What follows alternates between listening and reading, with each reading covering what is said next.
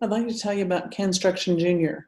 This is a new event that is been pitched for Putnam County Schools to participate in the greater Cookeville area.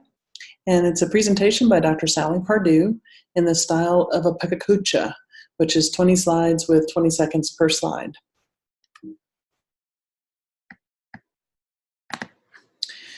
So why Canstruction Junior? Well, this is an idea that I have as an individual who's involved in lots of different entities and community outreach events.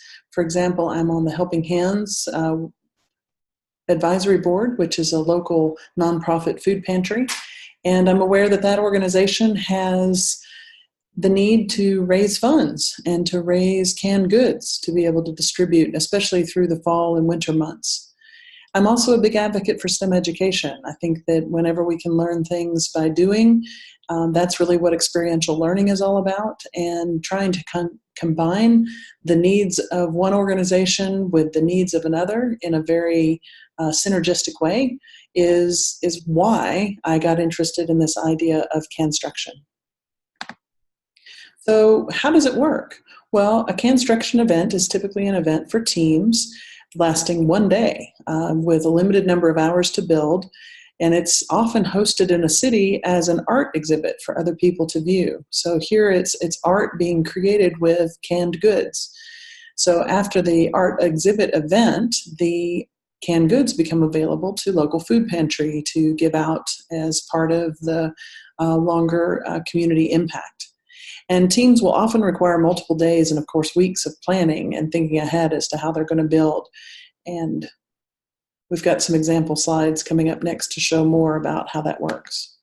So what kinds of objects might you build? Well, there's some really fantastic images on the web. You can pull up all sorts of ideas. For example, this one that shows a rubber ducky constructed out of sardine cans, and different kinds of, using the colors and the shapes of the cans as part of the artwork is actually part of the creativity and uniqueness of this kind of event. So typically structures might be built out of more than 2,000 plus cans, especially for the professional events. The school-oriented events, probably fewer cans. But if you were running a competition and had 10 teams, you could certainly generate enough food with 20,000 cans of food for distribution for multiple months. So as you can see, the skill with which these cans are kind of constructed together and the setting in which they're placed to let people kind of interact. Sometimes you'll see these exhibits in malls or large community spaces, and their ideas are shown, again, making usage of the labels themselves as part of the artwork. And truly, the three-dimensionality of how these cans can emerge as art is pretty fascinating to me. So one of the things to know about Canstruction is that there actually is a national nonprofit that sponsors lots of support materials to a community who's trying to organize one of these events. And so Helping Hands actually affiliated with the Canstruction Junior event for this fall of 2018. And we were working in partnership with the Putnam County Schools and the Putnam County Library system. So the big dream here in the Cookeville area, the Putnam County surrounding communities, is to work with schools and do a Canstruction Junior event and to engage lots of different members of the community, including artists, university students and staff, and perhaps different companies and businesses as sponsors. So the idea of connecting with STEM education is that the math can be well represented by thinking about numbers of cans and trying to learn how to multiply out the volume and predict the number of cans you might need to fill a certain size volume of space. Science in terms of force. When you're starting to build things, you've got gravity acting, and so you have to kind of think about the structures, which leads us into engineering and technology. So further connections to education would be the idea of creativity and team building, learning how to brainstorm and respect each other's ideas, perhaps float 20 different ideas and decide as a team which one you're going to try to build. You have to learn how to communicate, Perhaps as students, the teams are learning how to communicate with sponsors to communicate, hey, we have 50 cans, we need 300, can you help us out? Learning how to write letters, thank you letters to their sponsors to help acknowledge they're part of this team effort. And certainly about problem solving, to kind of plan ahead, learning how to use your timeline, learning how to schedule and commit to meetings. So it's a really fantastic learning opportunity for students. One of the ways that we can connect really quickly to a free resource for schools would be to teach kids how to use Tinkercad. So what we know about STEM education is that many students don't have strong opportunity based on their formal education to develop what we call spatial visualization skills. So just like we have math skills and literacy skills, we need to help students develop that spatial visualizing three-dimensionality. So Tinkercad is a really great free software sponsored through Autodesk. Students can set up an account and learn how to make things and move things and scale things.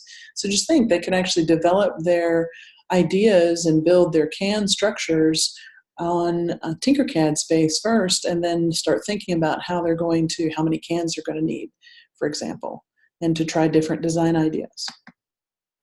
So the rules of the competition for junior competition would be that the maximum structure size has to fit within a 5 foot by 5 foot by 5 foot cube space.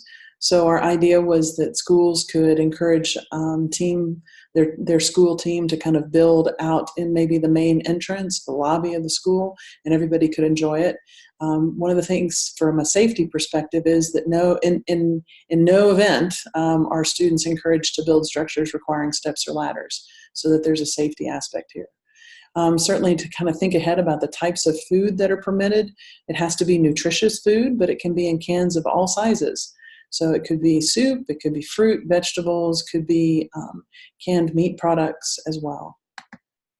Things that are not permitted, certainly no glass containers, no junk food, no bags kinds of foods. It needs to definitely be cans. Obviously no pet food, no opened or expired food, and you have to leave the food product labels in place. You can't strip that off or change it or cover it.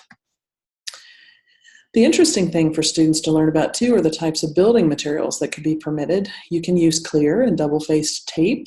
You can use Velcro, magnets, rubber bands, string, zip tie. They can actually use a 1/4-inch thick building materials such as leveling boards, so using cardboard or poster board, but they're not able to use stronger, thicker boards over a 1/4 inch or 1/8 of an inch thick, and they can't use any permanent adhesives. So with this in mind, Helping Hands reached out and invited 21 schools to participate in Putnam County in August. And we were targeting having a November 5, 6, 7 build window. Since we wouldn't have a single event, we would actually let the school groups build at their schools over a couple of days. Typical build time is limited to 6 hours, so we gave them 3 days. We figured even if it was an after-school program, they could build for 2 hours on each of those days. Then we would have judging on the 9th and 10th, or maybe the 8th and 9th, and then have a public announcement either on the Saturday or Sunday as part of an art prowl event in the community. In reality, what happened, and this is the big drama, when you have a big idea and it's the first time, you may often find that people aren't ready to run with you on that big idea. And so what we had was, of the 21 schools invited, 3 responded. So, we had a pretty small response rate. And what we've decided to do is move ahead in fall of 2018 with a pilot build project. So basically work with those 3 schools and have them demonstrate with a pilot program how things could be built out of cans. So in the future, with this as a pilot program year in 2018, we'd like all Putnam County schools, all 21, to be a part of the Canstruction Junior event in 2019. So maybe then build towards that, take a year to really kind of plan ahead, have an annual event thereafter, and that event would always be free for schools. School sponsors could generate perhaps the cans for donation for those schools well ahead of time.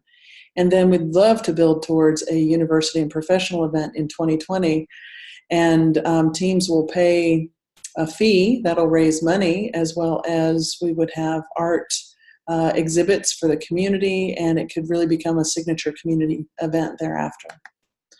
Possible sponsors would be transportation companies, banks, architects, professionals, food manufacturers, food distributors, and that's something to give us a year to kind of plan ahead for. So how can you help now? You could join my team to help support the 3 pilot schools. You could learn and teach Tinkercad. You can play with cans and building ideas, and then help others learn by teaching them those techniques for building. You could help develop materials for storytelling to start talking to those sponsors. We'll need photos and videos and print and social media. And you could be a part of that big advanced planning for 2019. So the timeline for this fall is October 2018. We're going to meet with 3 schools. We're going to plan and make contacts. In November, we're going to visit the school groups, help teach Tinkercad and building skills, help them brainstorm ideas. The side benefits for all of this is that because we're sending out university students as part of the volunteers, there'll become some career awareness for different kinds of STEM careers. And in December 2018, we're going to have exhibits at the schools just in time for school concerts for Christmas, hopefully in their lobbies, possible to gather more food donations, and there'll be lots of great opportunity for publicity. Do you have any questions? Thank you.